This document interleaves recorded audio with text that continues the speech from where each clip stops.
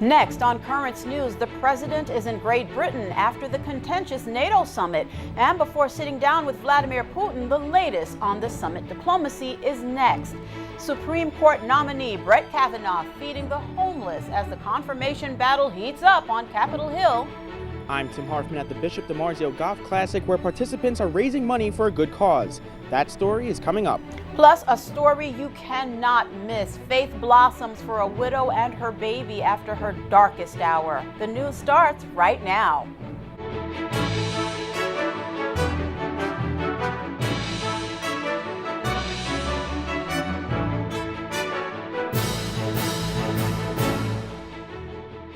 Good evening, everyone. I'm Liz Faublas. President Donald Trump is in England right now after a controversial NATO summit. The chief executive's whirlwind diplomatic trip includes a meeting with the Queen and later a face-to-face with Russia's Vladimir Putin.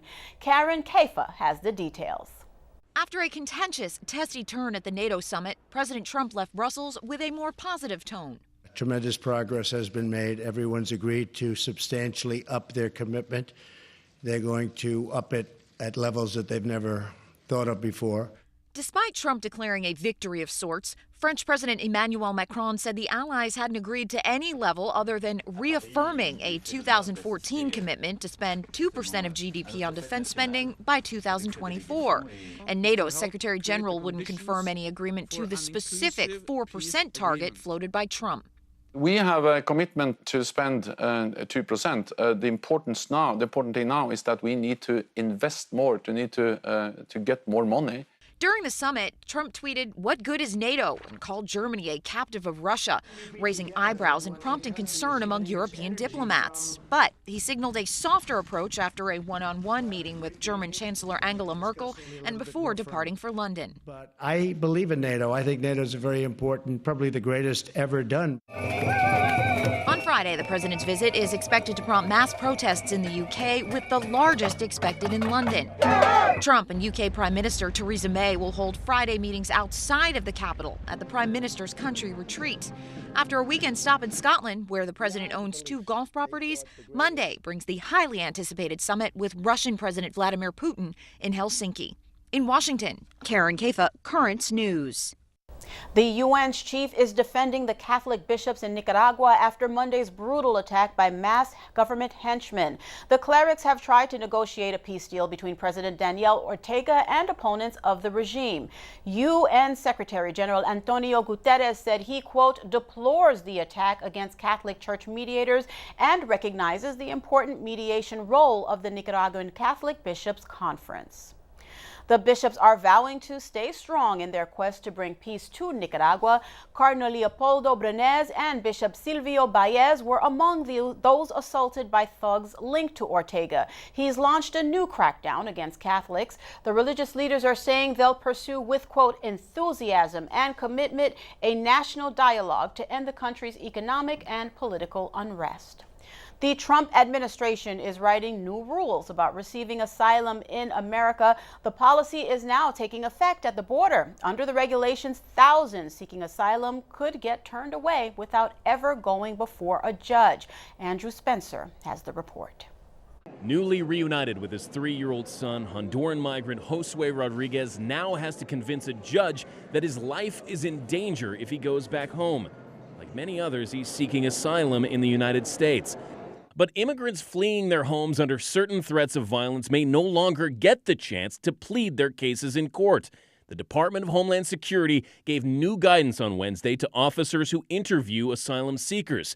They're being told fears of gang violence or domestic violence no longer qualify for asylum, and that those claims should be rejected immediately. Rodriguez says he was turned away at an official border crossing 4 times before resorting to crossing the border illegally, something that under the new guidelines could be weighed against his claim for asylum.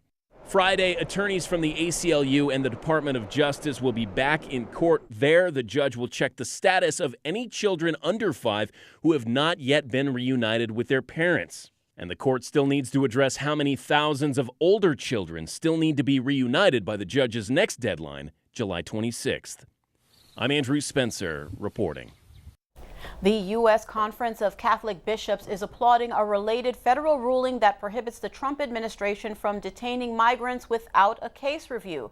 On July 2nd, a U.S. district judge ordered ICE to grant asylum seekers a personal case review and to release them while the hearing is underway. The bishops are saying this is important to roughly 1,000 migrants who are currently detained.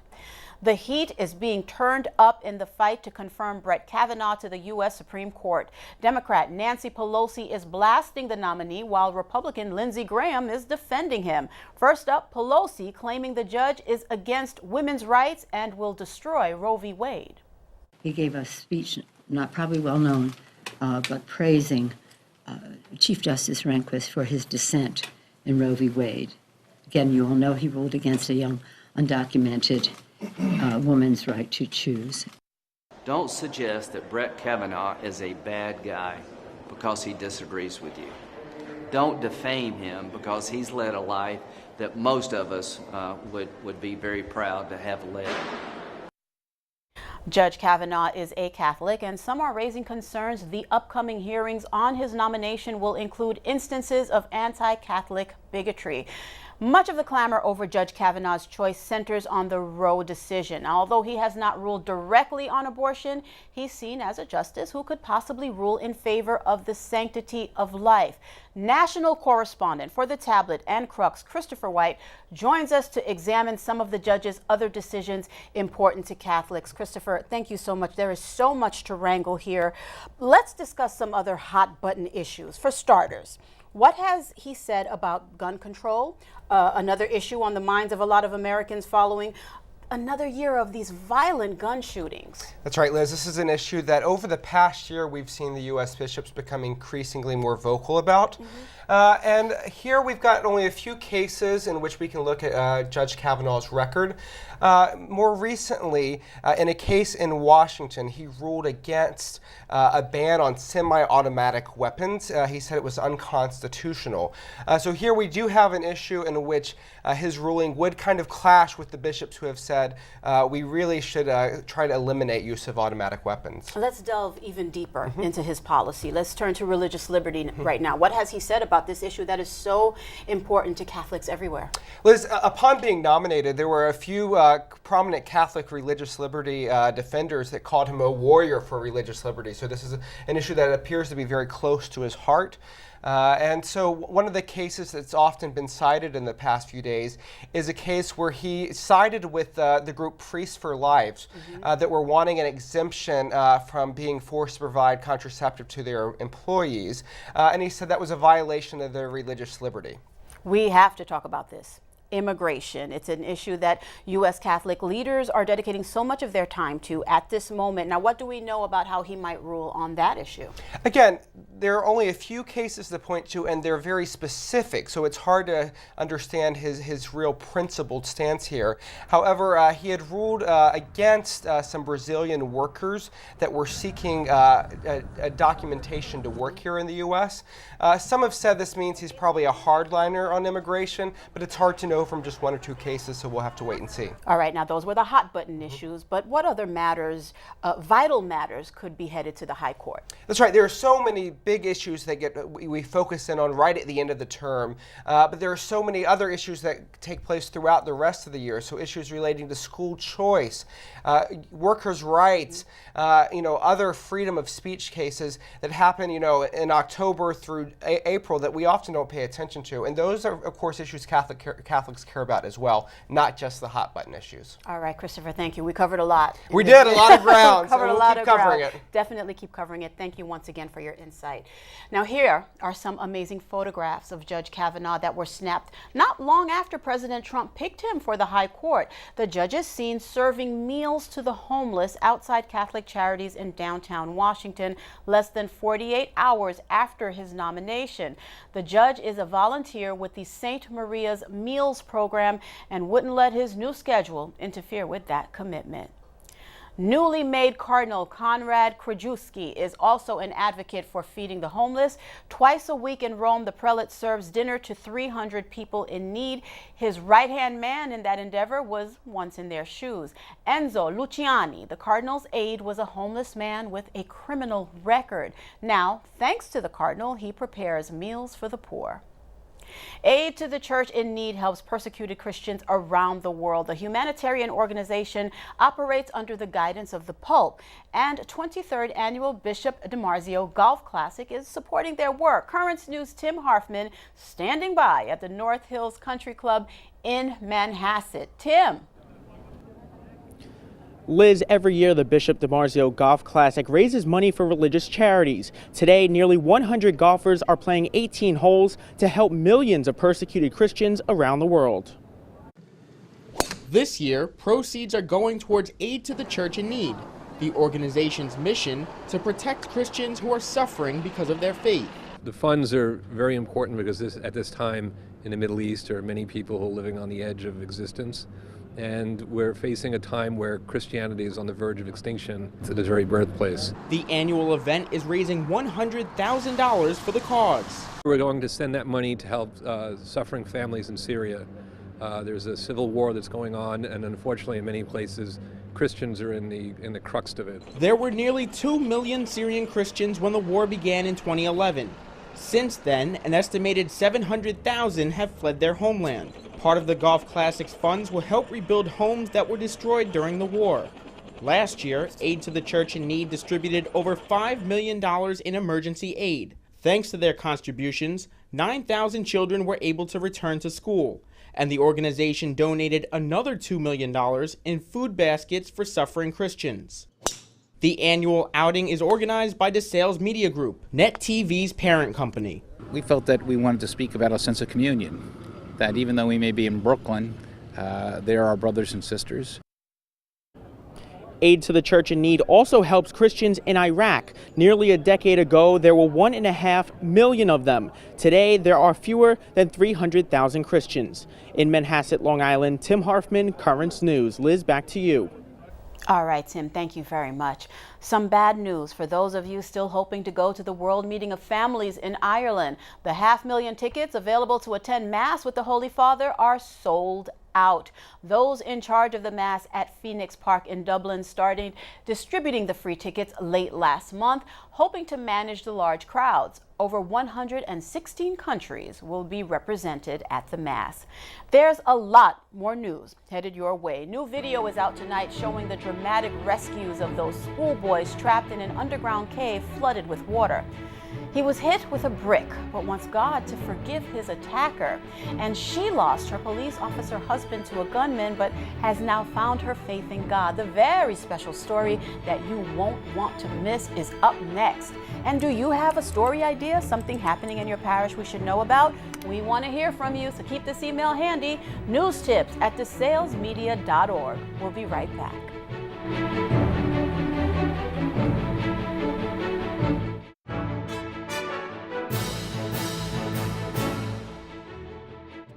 He was shot and killed in the line of duty. Maybe God sent me a message. Maybe it's time for me to believe in God. But his spirit is still alive. Only thing that I can explain it, God is here. And now his widow and child receiving a new gift. When the New York City police officer died, his wife's world crashed in shambles. But as Michelle Powers is about to tell us in this exclusive report, the remarkable woman would not surrender. Michelle. That's right, Liz. Back in 2014, there was not a person in this city that would have blamed Sandy Lou if she gave up on life. When her husband Wenjen was killed, she felt abandoned. But now she found no one ever really walks alone. Despite a happy baby and a happy face, many may think Sandy Lou lives a lonely life. She's raising her daughter alone. Sandy lost her husband 3 months after they were married. Police officer Wenjen Lou was murdered, shot by a cop-hating man while he sat in his patrol car. But what his wife says now may surprise you. I don't feel alone at all. Nearly 4 years after she lost her husband, she's gained a faith. I never thought about anything about God before. I never went to church before. It wasn't until the worst night of her life that Sandy says she got her first sign. The night my husband passed away, he came into my dream. Holding a baby girl, telling Sandy it was their daughter and that she's an angel. I just have a thought that maybe God sent me a message. Maybe it's time for me to believe in God. Sandy chose to freeze her husband's sperm. Still, she was not entirely sold. Not until her dream became her life. 2.5 years after Lou's assassination, Sandy gave birth to their daughter, Angelina. Every time I look down on her, I said, she is the gift from God. Sandy says it was then the unexplainable made perfect sense. She knew she needed to become a Catholic to raise her daughter in the faith. I want her to have faith in life. I want her to know that believe. I think that's the only way that let her to believe that her Father's spirit is in heaven, is with God. Devoted to keeping Detective Lou's legacy alive is the NYPD. Though she didn't know anything about the customs, Sandy would attend all the police memorial masses, finding peace there and someone else. Like he pushed Monsignor Romano to me. Are you sleepy today? The chaplain of the NYPD soon became family. Sandy told him she wanted to start the process of becoming Catholic, and he decided he would teach her himself. That's what the family of the police department is all about. We take care of our own, and we never forget our own. Symbolism of the water. For months, Sandy studied, translating words she had never heard before from English to Chinese. If I believe in something, no matter how hard, I will make it happen. You make it happen. It was not something that I was going to hear, oh, I can't make it this week, or I'm a little busy this week. No, we made the appointments and we kept the appointments. This year, on the Easter Vigil, Sandy made all her sacraments. And 3 months later, Angelina was baptized. How beautiful! The happiest day of her mother's life. We both agree that she looks like your husband, right? She's amazing. She just looks exactly like him, smiles like him. And his name, the only words she speaks. Dada, hiya, dada. Only thing that I can explain it, God is here. That's what I think. Sandy says she will raise her daughter to not only believe in God, but the good of all New York City's police officers. Mother and daughter go to Mass every Saturday night, Liz. Oh my God. Remarkable woman, beautiful story, Michelle. She found one particular sacrament especially special. Which one was that one? That was confirmation, Liz. She chose the name Faith, and she says that's her English name now. Now, Dada. This is my favorite part of the story. Dada was the baby's first word, right? Yes, it's her first word and her only word. Sandy was saying she was like, "Where's Mama?" But we can see she's really a daddy's girl. Oh, nothing wrong with that. Incredible story. Thank you so much for that, Michelle. Tonight, a new look inside that rescue operation that captivated the world for weeks. The 12 boys and their soccer coach that were stuck in a Thai cave are finally back with their families. The story behind their time in the cave is remarkable. Gary Tuckman reports the dangers facing those divers. Water up to their chests as they prepare to scuba into the murky cave waters. You can see the guide wires that have been set up, the divers holding on to them, starting their voyage in the dark. The new video illustrating the excruciatingly narrow tunnels that must be navigated. Tunnels that could become deadly at any time if portions of the waterlogged cave collapse and boulders or rocks fall down. Major Charles Hodges, the mission commander of the U.S. Air Force unit involved in the rescue operation, says nothing like this had ever been done. We understood that there was no other option. Working with the Thai, we realized that they had gone through the decision matrix the right way, and every other option was quickly leading to dead ends. The new video also gives new appreciation to the near total darkness divers operated in, having to navigate the cave while carrying their bulky oxygen tanks, surrounded by cliffs, and at times having to climb steps. The journey taking hours, but the divers get to where the maroon boys and coach were waiting. Dr. Richard Harris is an Australian diver who was the only doctor involved in the rescue and was the last diver out. Basically, the entire dive from 2.5 kilometres or so at the back of the cave is in zero visibility on the way out. The boys, some of whom do not know how to swim, had to use scuba equipment, but each was strapped to 2 divers.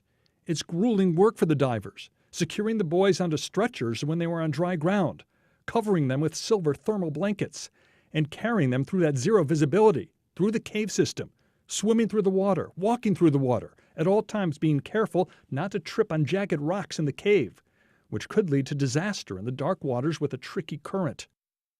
Gary Tuckman filed that report on those brave divers who are true heroes.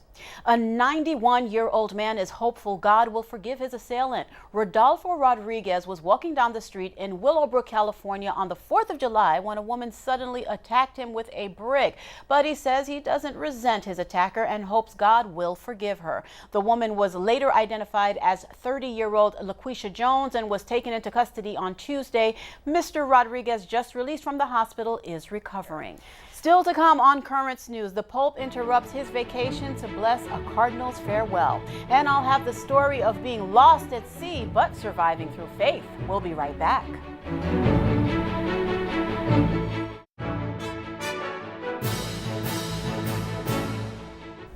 Cardinal Jean-Louis Turenne has been laid to rest.